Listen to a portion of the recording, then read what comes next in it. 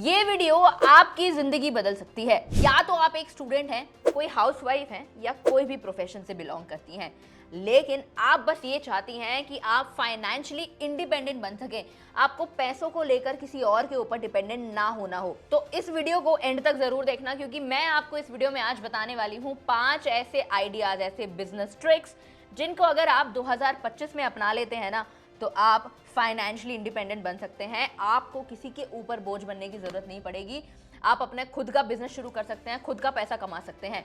नमस्कार दोस्तों, मैं हूं मानसी और आप देखना शुरू कर चुके हैं बॉस वाला बिजनेस हिंदी चैनल, जहां पर हम आपके लिए ऐसे इंटरेस्टिंग बिजनेस आइडियाज लेकर आते रहते हैं जो आपको जीवन में सफल बना सकते हैं। तो चलिए आज बात कर लेते हैं कुछ और बिजनेस टिप्स पर जो आपको आने वाले सालों में एक बड़ा इंसान बना सकते हैं। आपके जेब में पैसा हमेशा रहने वाला है, आपके बैंक अकाउंट में पैसा हमेशा रहने वाला है अगर आप इन बिजनेस आइडियाज को लेकर चलेंगे तो। देखो, मुझे मालूम है कि जब औरतों के ऊपर बात आती है ना, तो हर कोई ये सोचता है कि यार औरत को क्यों काम करना है, औरत क्यों बाहर निकले पैसा कमाने।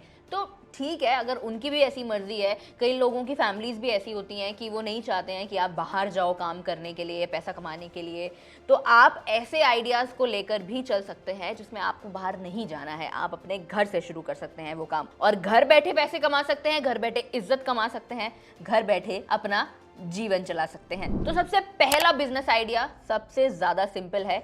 इसमें आपको क्या करना है, खाली घर बैठकर ऑनलाइन ट्यूशंस देने हैं। अगर आप पढ़ी लिखी महिला हैं, आपने ग्रेजुएशन, पोस्ट ग्रेजुएशन या आपने कोई भी डिग्री हासिल की हुई है किसी भी चीज़ में, तो आप बच्चों को ट्यूशन देकर पैसा कमा सकती हैं। ये ऑनलाइन ऑफलाइन दोनों तरीके से हो सकता है। ऑनलाइन क्या है कि आप जूम कॉल पर या गूगल मीट पर ऐसे करके ही बच्चों को क्लासेस दे सकती हैं, या फिर आप बच्चों को अपने घर बुला सकती हैं। और यहाँ पर सिर्फ पढ़ाई लिखाई की बात नहीं है, इसके अलावा भी आप अगर किसी और स्किल्स में एफिशिएंट हैं, जैसे कि आप म्यूजिक टीचर बन सकती हैं, आप डांस टीचर बन सकती हैं, आपको कुछ और पेंटिंग करना पसंद है, आपको आर्ट में जाना पसंद है, आप चाहते हैं कि लोग भी इन चीज़ों को सीखें, तो आप वो वाली चीज़ों के लेकर भी उनको क्लासेस दे सकती हैं। और यकीन मानिए, इनमें आप बहुत अच्छा पैसा कमा सकते हैं। अगर आप एक बच्चे से 500 रुपये भी लेती हैं ना क्लास के, और आपके पास 10 बच्चे भी आ जाते हैं, तो 5000 रुपये तो आपके ऐसे ही हो जाते हैं। उसके हिसाब से ये एक बैच है। अगर ऐसे ही अगर आप 4-5 बैच चलाते तो पैसा बुरा नहीं है इसमें। इसके बाद ये चीज़ें मैटर करती हैं कि आप किस लोकेलिटी में रहते हैं, किस एरिया में रहते हैं, क्योंकि वही चीज़ ये बताएगा कि वहाँ की जो पेइंग कैपेसिटी है लोगों की वो कितनी है। मैंने आपको 500 रुपये का एग्जांपल दिया। इसके अलावा अगर आपको लगता है कि वहाँ पे जो पेरेंट्स हैं वो अपने बच्चों को ऐसी ट्यूशन क्लासेस में डालकर और अच्छे पैसे भी दे सकते हैं, तो ये तो आपके लिए बहुत बेनिफिट हो जाएगा वहाँ पर, क्योंकि 500 से लेकर 2000 रुपये तक आराम से आप एक बच्चे से चार्ज कर सकती हैं। अब इसमें मैं आपको एक प्रो टिप देती हूँ। यहाँ पे आपको अगर अपनी प्रमोशन करनी है ना, देखो ऑनलाइन मीडियम के थ्रू तो आप कर ही सकती हैं। अगर आपको ऑफलाइन भी करनी है तो भी आप ना अपने घर के बाहर एक बोर्ड लगा सकती हैं कि स्पेशलाइज्ड इन क्रैश कोर्स, या फिर बोर्ड्स एग्जाम्स को लेकर हम बहुत ज़्यादा ये चीज़ें करते हैं कि 12th boards exam crash course. Crash course basically ये होता है जहाँ पर आप कम समय में ज़्यादा सिलेबस कवर करवा सकती हैं। तो ज़रूर आप ये वाला चीज़ एक टिप मानकर चलिए, जहाँ पे काम करते करते, और बहुत सारे पेरेंट्स चाहते होते हैं कि हम हमारे बच्चे जो है ना वो कम समय में ज़्यादा सीख पाएँ, तो यहाँ पर ये चीज़ आप कर सकती हैं। दूसरा बिजनेस आता है हमारे पास होममेड फूड का। ये एक बहुत बढ़िया बिजनेस चल रहा है आजकल के टाइम पे, स्पेशली औरतों के लिए तो बहुत ही कमाल का आइडिया है ये। आप अपनी रसोई में खड़े होकर ना आराम से पैसे कमा सकते हैं। अपनी रसोई को आप एक गोल्ड माइन बना सकते हैं, ट्रस्ट मी। और अगर आप आपको शौक है, आपको बहुत पसंद है कुकिंग करना, तो इसको क्यों ना प्रोफेशन बनाया जाए। इसमें कोई बुरी बात तो है नहीं, ये कोई बहुत छोटा प्रोफेशन तो है नहीं, बहुत बढ़िया प्रोफेशन है, बहुत कमाल के पैसे मिलते हैं इसके अंदर। आप अपने टिफ़िन सर्विसेज शुरू कर सकते हैं इसमें। आप जोमेटो वगैरह के थ्रू, जोमेटो, स्विगी, ये जितने भी प्लेटफॉर्म्स हैं इनके थ्रू डिलीवरी करवा सकती हैं। तो घर से बेचना शुरू कर दीजिए अपने अचार, पापड़, बेक्ड फूड्स, टिफ़िन सर्विसेज बहुत कमाल की चलती हैं, स्पेशली उन एरियाज़ में जहाँ पर ऑफिस एरिया होते हैं ना। तो अगर आप उन एरियाज़ में शुरू करते हैं, क्योंकि बहुत सारे ऐसे लोग होते हैं जो ऑफिस जाते हैं लेकिन उनके पास टाइम नहीं होता कि वो अपना लंच बना पाएँ या डिनर कर पाएँ, तो आप वो वाली सर्विसेज जो हैं वो उनको प्रोवाइड करवा सकती हैं। इसमें मैं आपको एग्जांपल दे देती हूँ कि मैं अपना ही एग्जांपल दे देती हूँ। अब कभी कभी क्या होता है कि खाना बनाने का टाइम नहीं मिलता है ना, तो हम लोग भी प्रेफर यही करते हैं कि यार चल बाहर से ले लेते हैं, लेकिन हमें चाहिए घर का टेस्ट, हमें चाहिए घर का खाना। बाहर का खाना कितने दिन खा लेंगे हम लोग, रेस्टोरेंट का खाना कितने दिन खा लेंगे। यकीन मानिए, अगर मैं आपको अपने रिलेटिव की, या जो मैं भी आपको एग्जांपल दे रही थी उनकी बात बताऊँ ना, तो वो आराम से ना 60-70 हज़ार रुपये महीने का निकाल लेते हैं इसमें। और रेंट कुछ नहीं जाना, आपकी वैसे कुछ खर्चा नहीं होना। हाँ, बस ये है कि जितना आपने लगाया होगा कि खाना बनाने के लिए जो सामग्री वगैरह आप लेकर आएंगे वो तो आपका लगेगा ही, लेकिन आप रिटर्न आपको बहुत अच्छा मिल सकता है इसमें। तीसरा बिजनेस आता है हैंडीक्राफ्ट्स और लोकल आर्ट्स का। भाई आर्ट की ना कदर करने आनी चाहिए, ट्रस्ट में। आपने बहुत बार सुना होगा ना, लखनवी चिकनकारी है, जयपुर का बैंगल्स हैं, जयपुर का सिल्क है, आसाम का सिल्क है, राजस्थान की पॉटरी है। तो ये फेमस कैसे हुए हैं? ये फेमस इसलिए हुए हैं कि इन्होंने आर्टिस्टिक फॉर्म निकाला है। ये एक आर्ट है जिसकी लोग कदर करते हैं।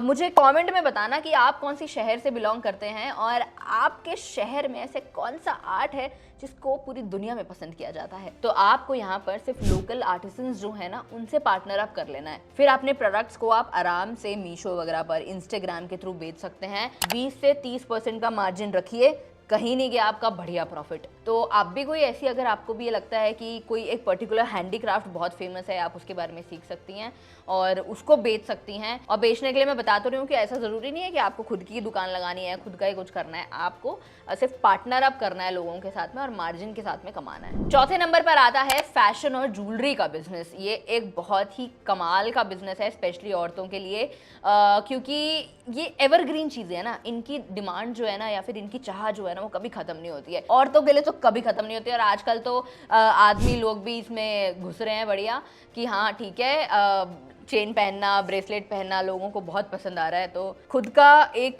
ज्वेलरी का ब्रांड खोलना बहुत बढ़िया चीज़ है। मेरी एक फ्रेंड है, उसने अभी रिसेंटली ओपन भी किया है अपना सिल्वर ज्वेलरी का। तो ये बहुत चल रहा है यार, मार्केट में बहुत डिमांड में है। इसमें भी आपको कुछ ज़्यादा काम नहीं करना है, बस कुछ ऐसी टिप्स हैं आपके पास जो ये बता दे कि हाँ भाई, फैशन कभी भी आउट ऑफ ट्रेंड नहीं होने वाला है। ऐसा कुछ निकालना है आपको जो लोग पसंद करें, जो स्टाइल में रहे, जो ट्रेंड में रहे। फैशन के केस में आप ब्लाउजेज हो गई, सारी ड्रेपिंग सर्विसेज हो गई, बुटीक्स हो गए, ये सब कुछ ओपन कर सकती हैं, है ना। तो इंस्टाग्राम के थ्रू प्रमोट करना इसमें बहुत आसान है। अपना पेज बनाना है, खाली अपनी सर्विसेज बतानी है कि मेरे यहाँ पर मतलब मैं ये चीज़ें प्रोवाइड करती हूँ, कि अगर आपको ब्लाउज सिलवाने हैं, अगर आपको सूट सिलवाने हैं। मेरी फैमिली में एक हैं, मेरी मासी हैं, तो वो अपना खुद का बुटीक चलाती हैं। और बस ये है कि डिज़ाइनर सूट, ऐसे ऐसे सूट रखती हैं कि भाई ट्रेंड से बाहर नहीं जाने चाहिए, ये वाले सूट हैं। और उनकी सिलाई भी ऐसी रहती है। और यार बहुत लोग जाते हैं यार उनके पास। मेरी काफ़ी मोहल्ले में काफ़ी आंटियां हैं जो उन्हीं के पास जाती हैं, तो अच्छी सेल उनके पास तो मेरे मोहल्ले से हो जाती है। और ऐसे काफ़ी सारे क्लाइंट्स हैं, कस्टमर्स हैं उनके पास, तो अच्छा खासा पैसा कमा रही हैं। मतलब मेरे ख्याल से 1-1.5 लाख रुपए तो कहीं नहीं जाता होगा उनका महीने का आराम से। और अगर कोई फेस्टिवल आ जाए, कोई वेडिंग सीजन आ जाए, फिर तो भाई बढ़िया है। आप बिजी भी रहेंगी, बहुत बिजी रहेंगी। मैं ये नहीं बोल रही हूँ कि आपके पास फ्री टाइम होगा, बहुत बिजी वाला बिजनेस है ये, लेकिन अब जहाँ पे बिजी नहीं रहा इंसान, वहाँ पे कमाई कैसे होगी ये बताइए। 5वें नंबर पर जो बिजनेस आता है ना, ये बहुत ही हटके बिजनेस है, हर किसी के बस की भी नहीं है करना।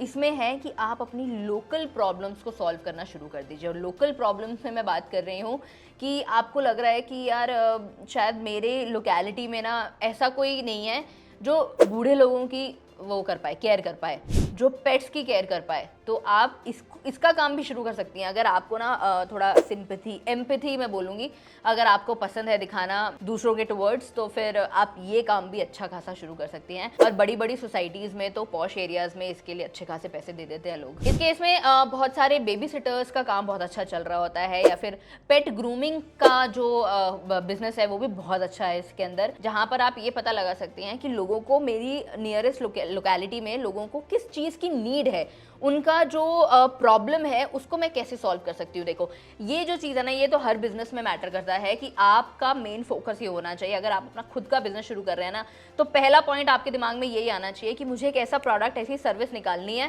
कि वो मेरे एरिया में, अगर मैं जिस भी एरिया में अपना बिजनेस सेटअप करना चाहती हूँ, उस एरिया में लोगों की प्रॉब्लम सॉल्व कर पाए। प्रॉब्लम सॉल्विंग वाला जो इशू होगा ना, अगर आप उसको क्रैक कर लेंगे ना एक बारी, तो बस आपका बिजनेस बहुत शानदार चल सकता है। तो दोस्तों, यहाँ पर मैंने आपको बताया ऐसे 5 बिजनेस आइडियाज़ जो आप 2025 में शुरू कर सकते हैं। कुछ बहुत बड़े पैसे खर्च नहीं होने वाले हैं आपके, लेकिन मिलेंगे आपको अच्छा खासा पैसा। क्योंकि हमारी सोसाइटी ना देखो बहुत बारी ये बोलती है औरतों को लेकर कि यार अभी काम कर रही है, चल कोई बात नहीं, शादी के बाद छोड़ देगी, बच्चे के बाद छोड़ देगी। पर क्यों छोड़ देगी? रिस्क लेना आना चाहिए लाइफ में, तभी आप आगे बढ़ पाएंगे। यहाँ पर ना आप मेरे 4 पॉइंट्स जो है ना उनको नोट कर लीजिए, अभी अभी तुरंत कॉपी पेन निकाल लीजिए और लिख लीजिए इन्हें कि रिस्क टेकिंग आपके लिए एक बहुत बड़ा फैक्टर रहेगा। अगर आपने उसको क्रैक किया तो आप बहुत अच्छे लाइफ में अच्छे तरीके से आगे बढ़ सकते हैं। मैं सिर्फ बिजनेस की बात नहीं कर रही, मैं आपको जेन्युइनली बता रही हूँ कि आप जिंदगी में आगे बढ़ सकते हैं। दूसरी चीज आती है यहाँ पर पेशेंस होना बहुत जरूरी है। आप ये मत सोचना कि मैंने आज बिजनेस शुरू किया है तो कल मुझे पैसा आने लग जाए, या आज बिजनेस शुरू किया है तो अगले 1 महीने में मैं एकदम ही माला माल हो जाऊँ, लखपति हो जाऊँ। ऐसा नहीं होता। आपको थोड़ा पेशेंस रख कर ही ये सारी चीजें करनी है। तीसरी चीज आती है करेज। आपको अपना करेज नहीं छोड़ना है, मतलब हिम्मत कभी नहीं हारनी है। चाहे कोई कुछ भी बोले कि क्या करना है काम करके, क्यों करना है, चलो आज कर लो 6 महीने बाद छोड़ देना, जी नहीं, आपको बिल्कुल नहीं करना है, आपको हार नहीं माननी है। और चौथी चीज आती है हमारे पास फाइनेंशियल डिसिप्लिन। आपने अच्छा बिजनेस चलाया, आपके पास पैसा आने लग गया, इसका मतलब ये नहीं है कि आप बस उसको बिना सोचे समझे उड़ाने लग जाएं। आपके अंदर एक फाइनेंशियल डिसिप्लिन होना चाहिए कि आपको पता होना चाहिए कि एक एक पैसा मैंने मेहनत से कमाया है, उसको मुझे बेकार में ऐसे खर्च नहीं करना है। अच्छे तरीके से उसको बचाना है, अच्छे तरीके से उसे इन्वेस्ट करना है किसी जगह पर जहां पर आप पैसे से पैसा कमा सकें। तो कैसे लगे आपको ये आइडियाज़? अगर अच्छे लगे हैं ना तो प्लीज़ कमेंट में ज़रूर लिख देना और अपना फेवरेट आइडिया मुझे कमेंट में बताना।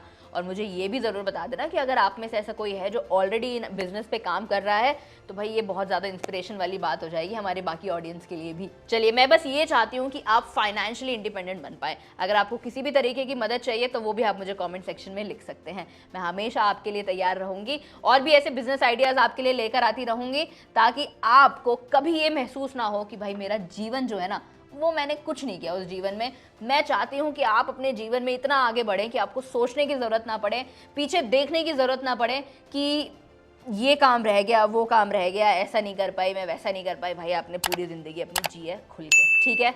चलिए, मैं मानसी मिलती हूँ आपसे अगली वीडियो में। बॉस वाला, बी द बॉस।